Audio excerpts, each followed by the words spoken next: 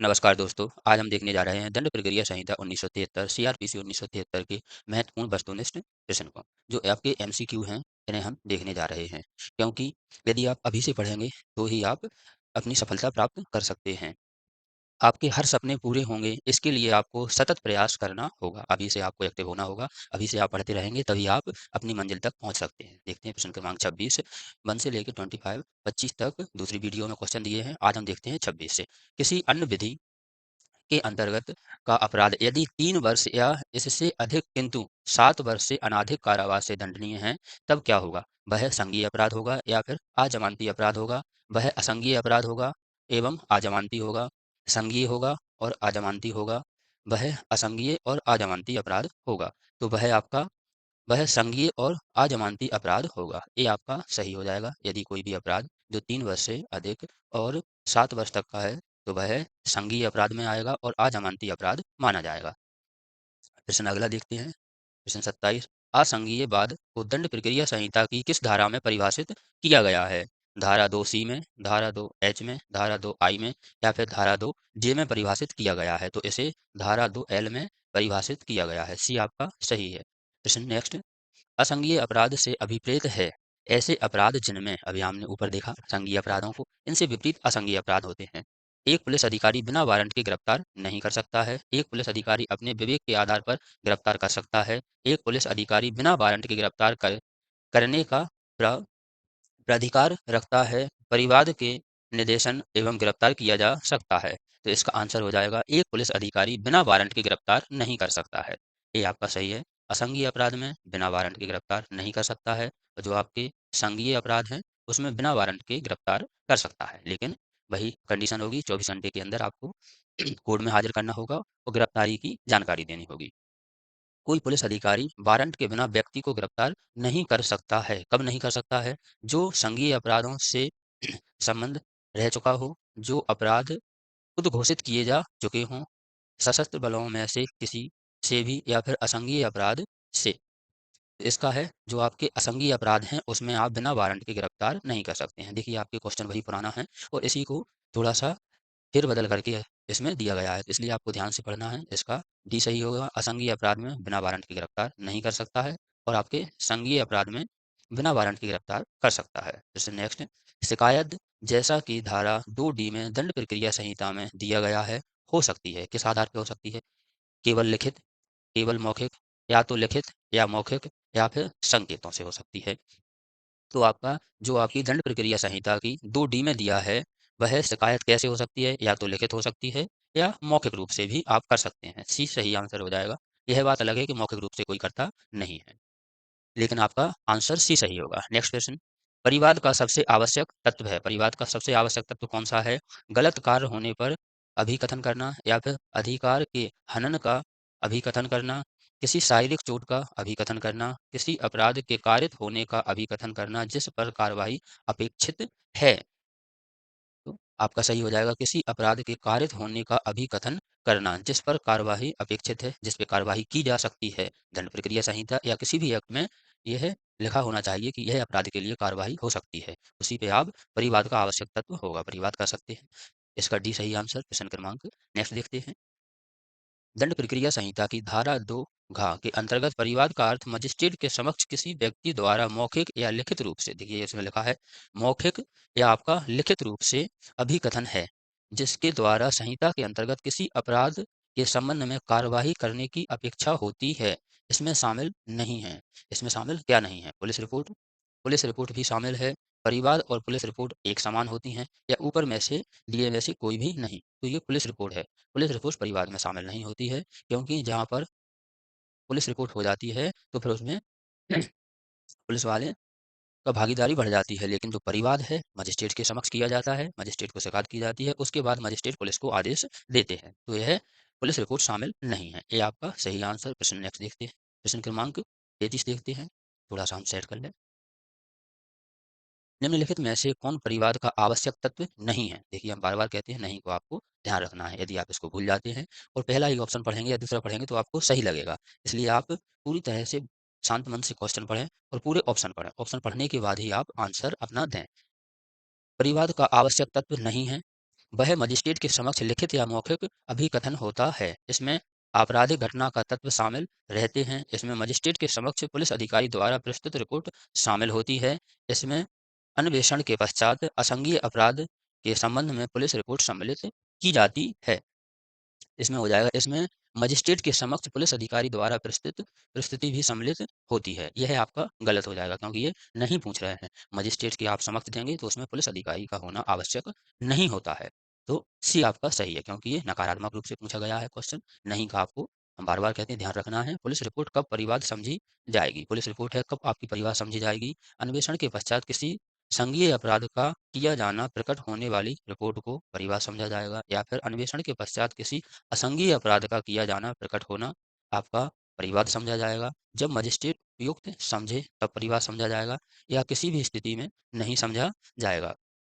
तो आपका अन्वेषण के पश्चात किसी असंज्ञेय अपराध का किया जाना या प्रकट होने वाली रिपोर्ट को परिवाद समझा जाएगा। आपका वी सही आंसर हो जाएगा। प्रश्न 35 देखते हैं। दंड प्रक्रिया संहिता के अंतर्गत एक जांच क्या है? एक न्यायिक प्रक्रिया है। जो जांच होती है वो क्या होती है? न्यायिक प्रक्रिया होती है, पुलिस प्रक्रिया होती है, प्राइवेट प्रक्रिया होती है, या फिर विशिष्ट प्रक्रिया होती है। तो ये कौन सी प्रक्रिया होती है? ये एक न्यायिक प्रक्रिया होती है।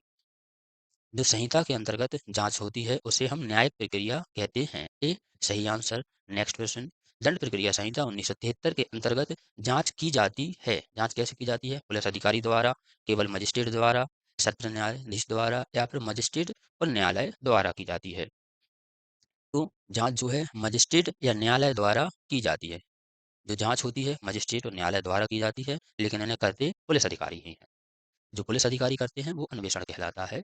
गलत उत्तर बताइए, इसमें गलत उत्तर बताना है। दंड प्रक्रिया संहिता के अधीन जांच न्यायालय के द्वारा की जाती है। जांच आरोप विरचित करने के बाद की जाती है। जांच आरोप विरचित करने के पूर्व की जाती है। जांच मजिस्ट्रेट द्वारा की जाती है। इसका आपका गलत उत्तर बताना है। गलत उत्तर हो जाएगा जांच आरोप विचलित करने के बाद की जाती है। ये आपका गलत उत्तर हो जाएगा, बी सही आंसर कहलाएगा। निम्नलिखित में से कौन कथन सही नहीं है? कौन सा कथन सही नहीं है? जांच मजिस्ट्रेट द्वारा की जाती है। जांच एक न्यायिक कार्यवाही है। जांच का उद्देश्य है कि कुछ तत्वों की सत्यता और असत्यता को सुनिश्चित करना। आपराधिक मामलों का द्वितीय चरण जांच है। तो जो आपके अपराध हैं ये नहीं में पूछ रहे हैं। निम्नलिखित में से कौन कथन सही नहीं है? तो जांच मजिस्ट्रेट द्वारा की जाती है, हमने ऊपर देखा। जांच एक न्यायिक कार्यवाही है, यही भी हमने ऊपर प्रश्नों में देखा। जांच का उद्देश्य कुछ तत्वों की सत्यता और असत्यता को सुनिश्चित करना होता है। जो जांच की जाती है उनका क्या होता है उद्देश्य? मजिस्ट्रेट जो आदेश देते हैं जांच करने का, उनका उद्देश्य क्या होता है कि किसी भी तथ्य की सत्यता और असत्यता को सुनिश्चित करना होता है कि जो तथ्य दिए गए हैं वह सत्य हैं या फिर असत्य हैं। तो ये आपके तीनों सही हो जाएंगे। ये आपका गलत है और नहीं के रूप में पूछा है, तो ये आपका आंसर सही हो जाएगा। आपराधिक मामलों का द्वितीय चरण ही जांच है, डी सही आंसर। Next question. दंड प्रक्रिया संहिता के अनुसार जांच का उद्देश्य होता है, हमने अभी ऊपर देखा है। जांच का उद्देश्य क्या होता है? साक्ष्य एकत्रित करना होता है। तत्वों की सत्यता और असत्यता का पता लगाना होता है, हमने ऊपर देखा। तत्वों की सत्यता और असत्यता का पता लगाना जांच का उद्देश्य होता है, बी सही आंसर हो जाएगा।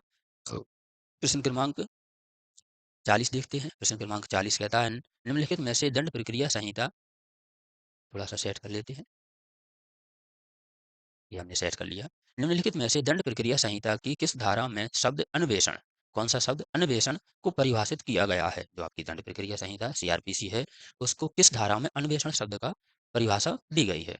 धारा 2 जा में दी गई है, धारा 2 छा में दी गई है, या फिर आपका धारा 3 में दिया गया है, या उपयुक्त में से किसी में भी नहीं दिया गया है। तो आपका जो अन्वेषण है उसे धारा 2 जा में परिभाषित किया गया है। ये आपका सही आंसर। Next question. किसी अपराध का अन्वेषण किया जाता है पुलिस पुलिस अधिकारी द्वारा, कार्यपालन कार्यपालक अधिकारी द्वारा किया जाता है, तहसीलदार द्वारा किया जाता है, या फिर न्यायिक दंडाधिकारी द्वारा किया जाता है। तो आपका ये पुलिस अधिकारी द्वारा किया जाता है। जो आपका अन्वेषण है, देखिए ध्यान से सुनिए, अन्वेषण आपका पुलिस अधिकारी द्वारा किया जाता है। जो आपकी जांच है वो आपकी न्यायालय द्वारा की जाती है। जबकि ये दोनों कार्यवाही पुलिस अधिकारी ही करते हैं, लेकिन जांच के आदेश कोर्ट द्वारा दिए जाते हैं। अन्वेषण की शक्ति पुलिस अधिकारी को प्राप्त होती है। ये आपका सही आंसर हो जाएगा। प्रश्न नेक्स्ट देखते हैं। विवेचना के दौरान वारंट के बिना तलाशी ली जा सकती है। किसी भी पुलिस अधिकारी द्वारा, किसी विवेचना अधिकारी द्वारा, आ और बा दोनों सही हैं। आ अथवा बा के द्वारा की जाती है। तो इसका आपका सही आंसर है किसी विवेचना अधिकारी द्वारा, जिसको यह शक्ति प्राप्त होती है कि आप तलाशी लीजिए, वही तलाशी लेगा। बी आंसर सही हो जाएगा। नेक्स्ट प्रश्न, अन्वेषण के अंतर्गत पुलिस अधिकारी द्वारा की जाने वाली सब कार्यवाही हैं। क्या है सब कार्यवाही? साक्ष्य एकत्रित करने के लिए की जाती है, विवेचना के भिन्न जाँच होती है यह, विचारण के लिए किया जाता है या उपयुक्त में से सभी सही है। तो आपकी जो जाँच है, जो कार्रवाई है, जाँच की कार्रवाई, जो अन्वेषण की सॉरी जाँच की नहीं, अन्वेषण की जो कार्रवाई है, जो आपकी पुलिस अधिकारी द्वारा की जाती है, साक्ष्य एकत्रित करने के लिए की जाती है। किसके लिए की जाती है? साक्ष्य एकत्रित करने के लिए की जाती है। ये आपका सही आंसर है। जो जाँच है, वो किसके लिए की जाती है? किसी चीज़ की सत्यता और असत्यता को परखने के लिए। इसका ये सही आंसर। प्रश्न 44 देखते हैं। प्रश्न 44 में दिया है, अन्वेषण के उद्देश्य होता है। अन्वेषण का उद्देश्य होता है, इससे पहले हम देखते हैं, एक समय में आपको एक काम करना है, ऐसे करते रहने से आप सफलता प्राप्त कर लेंगे। जैसे यदि आप पढ़ रहे हैं, तो आपको पढ़ने पर ही 100% आपका फ़ोकस होना चाहिए। इसके अलावा आपके दिमाग में किसी भी प्रकार की सोच नहीं होना चाहिए। ऐसा नहीं है कि आप पढ़ने बैठे, इसके साथ ही आप सोच रहे हैं कि वह काम करना था, कैसा होगा, इसका कैसा होगा? तो ये सब आपको नहीं सोचना है, आपको वन बाई वन वर्क करना है। एक समय एक काम, पढ़ रहे हैं, तो पूरी लगनता से आप पढ़ेंगे, आप सफलता जल्द ही प्राप्त कर लेंगे। अन्वेषण का उद्देश्य होता है अभियुक्त को दंडित करना, अभियुक्त को दोष मुक्त करना, साक्ष्य एकत्रित करना या फिर अभियुक्त को दोष सिद्ध करना। हमने ऊपर देखा था अन्वेषण का क्या उद्देश्य होता है? साक्ष्यों को एकत्रित करना। सी सही आंसर। हम दोबारा देखते हैं, जांच का क्या उद्देश्य होता है? किसी चीज की सत्यता और असत्यता को देखने के लिए जांच की जाती है।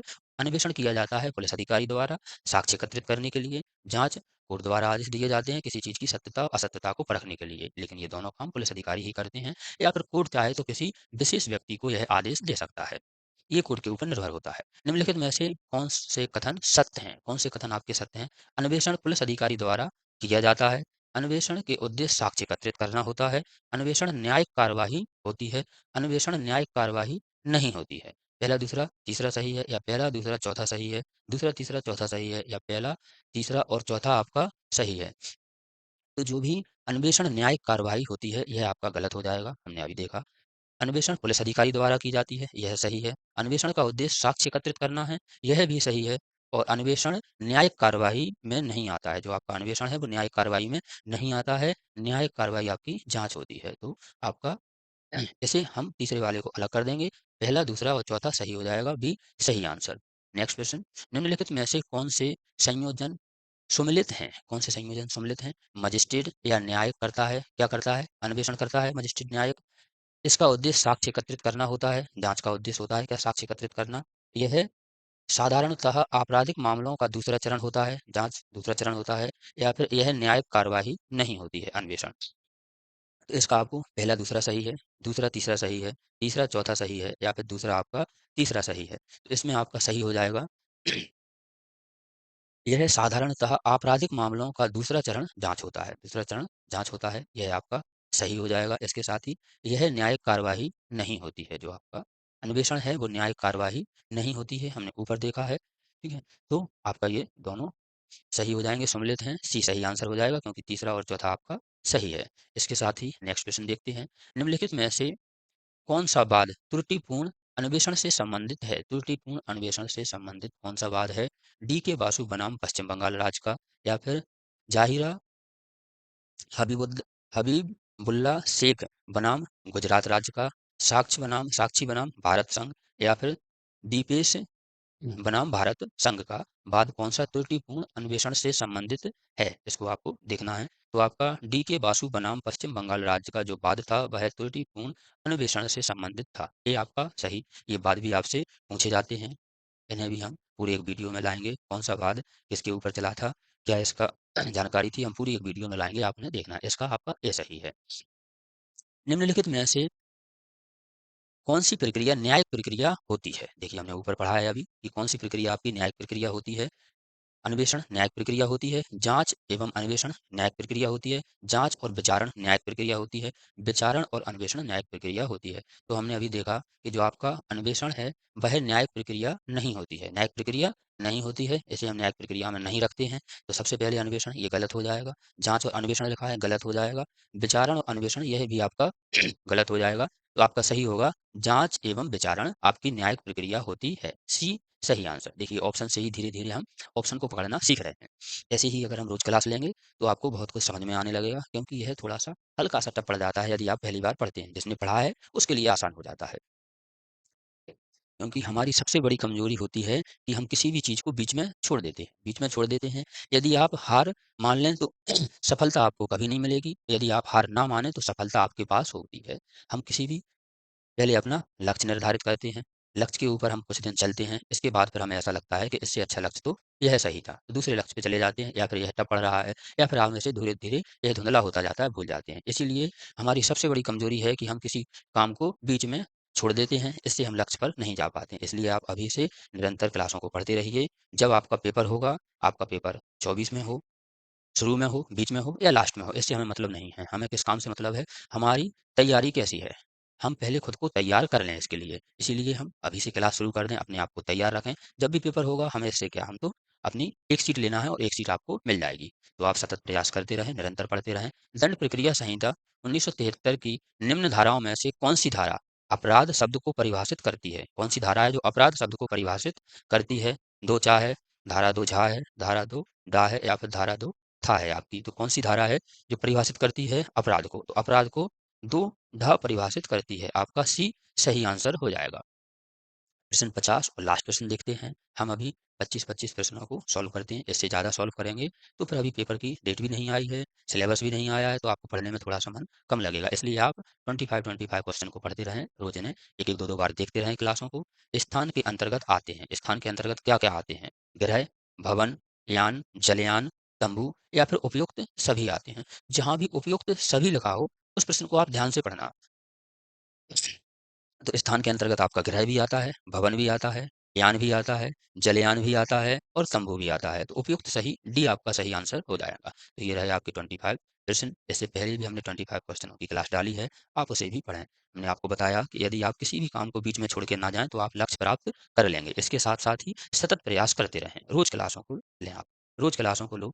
एक टाइम बनाओ, समय बनाओ कि हमें इतने बजे से इतने बजे तक पढ़ना है। आप अपने अकॉर्डिंग कुछ भी समय बना सकते हैं, निर्धारित कर सकते हैं। वह समय आपका सुबह का हो सकता है, दोपहर का हो सकता है या फिर शाम का हो सकता है। समय कुछ भी हो, बस आपको निरंतर इसे पढ़ते रहना है। सब समझ में आएगा आपको और आप एक दिन अपनी लक्ष्य पर होंगे।